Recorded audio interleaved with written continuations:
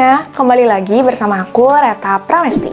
Kali ini aku mau bahas tentang sesuatu yang berbeda lagi, atau ini merupakan sebuah lanjutan dari video sebelumnya, yaitu yang ini. Itu kan aku bahas tentang 7 cara mempersiapkan SBMPTN 2021.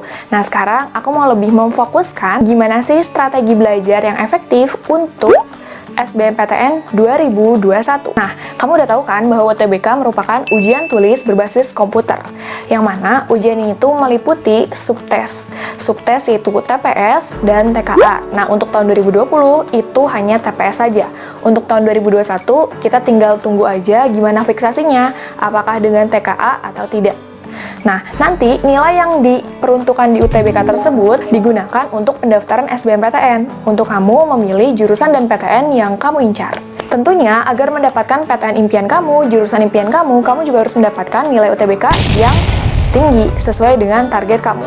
Maka dari itu, penting nih memahami gimana sih strategi belajar yang efektif untuk mempersiapkan SBMPTN atau UTBK 2021. Berdasarkan jadwal normalnya, UTBK itu dilaksanakan bulan April atau Mei 2021. Berarti kalau misalnya kita hitung dari sekarang, November, Desember, Januari, Februari, Maret, April, Mei, wow, sekitar 7 bulan lagi. Nah, dengan 7 bulan itu, gimana sih persiapan yang efektifnya? Karena 7 bulan itu nggak akan kerasa loh. 7 bulan kan artinya 28 minggu, 600 hari, 14.400 jam, 864.000 menit, dan 51.840.000 detik. Wow, so simak baik-baik sampai akhir. Yang pertama, aku menyarankan kamu untuk membuat target belajar. Nah, target belajar ini bisa ditentukan dari waktu kita mempersiapkan SBMPTN. Nah, kita tahu kan bahwa tadi di intro aku bilang bahwa kira-kira nih bulan April atau Mei itu UTBK itu akan dilaksanakan. Maka dari itu, berarti sekitar 7 bulan lagi. Aku sih merekomendasikannya kamu membuat jadwal belajar rutin dan konsisten mulai dari sekarang. Gak apa-apa, mau 1 jam, 2 jam, sesuai dengan kapasitas kamu. Karena kita nggak bisa memaksakan ya. Misalnya si A, dia bisa belajar 2 jam penuh. Tapi si B, itu sebenarnya dia bisa belajar 2 jam, tapi seperet gitu, terpisah-pisah. Nah itu nggak apa-apa ya, sesuai dengan tipe kamu tuh yang mana. Target tersebut bisa kamu uraikan atau breakdown dari materi-materi yang banyak keluar di UTBK. Misalnya, di TPS kita tahu bahwa ada 4 subtes. Nah, di subtes tersebut kita uraikan tuh, misalnya penalaran umum materinya apa aja, pengetahuan kuantitatif apa aja, sampai pemahaman bacaan dan menulis, pemahaman dan pengetahuan umum, serta TKA-nya, Saintek ataupun Sosum, sesuai jurusan yang kamu ambil. Kamu coba buat jadwal rutin tiap hari, misalnya 1 jam, hari ini kamu bakal ngebahas apa, besok bakal bahas apa, gitu, sampai hari Jumat. Weekend, ya kamu istirahat aja ya, me time, oke? Itu tergantung dengan kapasitas kamu, ya. Yang kedua, belajar berdasarkan gaya belajar. Nah, gaya belajar di sini itu ada 3 jenis, yaitu visual, audio, dan kinestetik. Nah, untuk yang visual, ini kan lebih suka dengan yang hal-hal yang berbau gambar, imajinasi visual, warna, dan spasial. Nah, makanya kalau misalnya kamu cocok dengan gaya belajar visual, kamu bisa menggunakan seperti mind map, flashcard, ataupun melalui video. Nah, aku pengen share ke kalian, yaitu aplikasi namanya Pahamify. Wah, Pahamify ini aplikasi yang recommended banget buat kamu nih, anak SMA. Karena di situ banyak banget video pembahasan, yang mana itu tuh lengkap banget. Jadi, kalau misalnya kamu nonton, langsung deh, kamu bakal ngerti dan paham. Dan itu tuh nggak ngebosenin banget. Percaya deh, itu tuh cocok banget loh buat kamu yang tipe belajarnya audiovisual.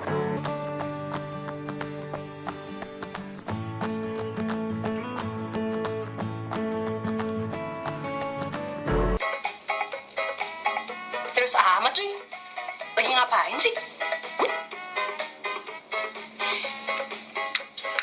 Do you need a hand?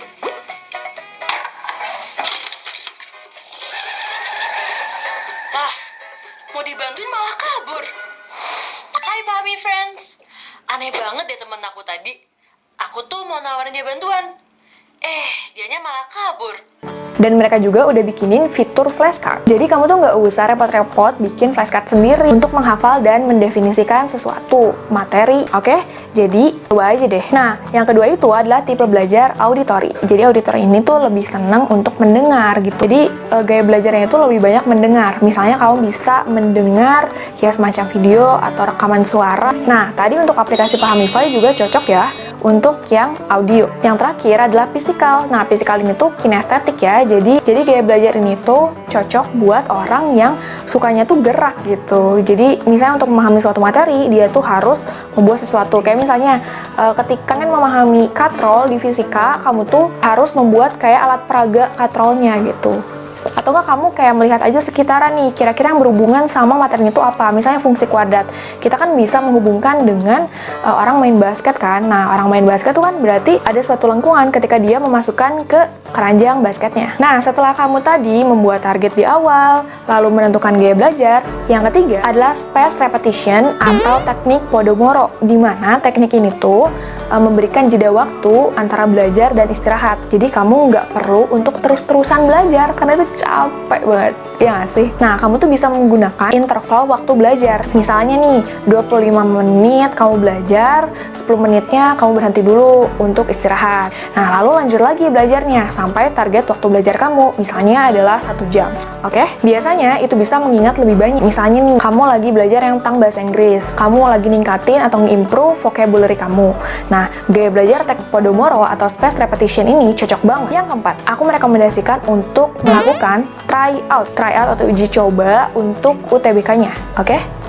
Jadi, jangan berhenti untuk belajar materinya aja, tapi kita juga harus tahu nih gimana sih tipe-tipe soal yang kira-kira terprediksi untuk soal-soal 2021. Tryout ini penting banget buat melihat progres atau kemampuan belajar kamu. Apakah kamu tuh udah bagus di subtes mana dan kurang bagusnya di subtes mana. Dan ini juga bisa menjadi bahan evaluasi untuk menentukan topik belajar kamu tuh kurangnya di mana. Apalagi dengan tryout juga kamu bisa untuk memahami modifikasi soal yang sebenarnya tuh sama konsepnya, tapi cara ngerjainnya tuh butuh ketelitian yang tinggi. Nah, di aplikasi Pahamify juga kamu tuh bisa untuk menggunakan fitur tryout-nya, di mana keuntungannya tuh banyak banget. Paket soalnya akurat dan up to date, penilaiannya sistem IRT, pembahasannya bener-bener lengkap, smart analysis, rasionalisasi tryout, pemeringkatan nasional, dan grafik nilai. Jadi kamu bakal tahu juga nih gimana nih progres kamu. Selain itu, ada 2 fitur lainnya di Pahamify, yaitu tes minat bakat dan info kuliah. Di mana di tes minat bakat, kamu bakal nemu apa sih minat bakat kamu dan juga jurusan yang sesuai dengan minat bakat tersebut. Dan di info kuliah, banyak banget info tentang jurusan dan PTN yang ada di Indonesia. So, itu akan membantu banget kamu. Nah, setelah tadi tryout, yang terakhir adalah olahraga, meditasi, dan juga sosialisasi. Jangan sampai nih ketika kita udah belajar terus-terusan, kita sampai takut sama dunia luar. Sampai kita mendekam sendiri di kamar. It's not good ya.